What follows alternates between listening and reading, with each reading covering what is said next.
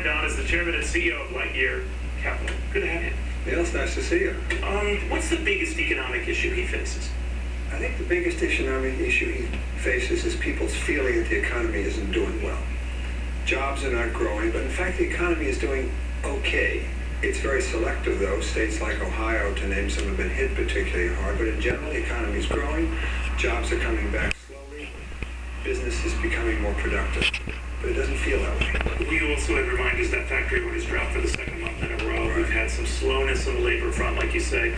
Are you worried that we sink back into something? I think there's a risk. What's happened is American business has learned how to run itself with fewer people. So companies themselves are more efficient, but the markets haven't grown the way they should. And that's really the issue. The highest priority of this president is to figure out how to stimulate the growth in the economy. Is his focus going to be on that or on Iraq?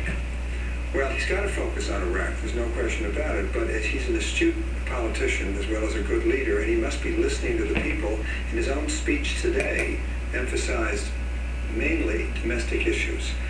We have to have the war in Iraq, we have to figure out how to get some allies, but we have to get the domestic issues going. We're going to have a very different kind of war, a war with China, a war with other parts of the world who are competing very heavily with us.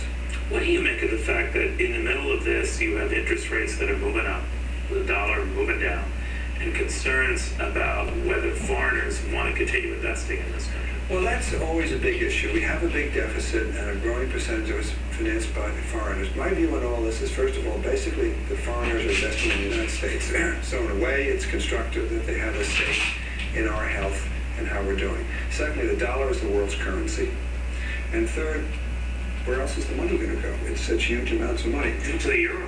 Well, they could possibly go into Europe, and you can't be frivolous about it, but the reality is the money that is coming into this country is owned by people who have a long-term interest in making sure this country does well.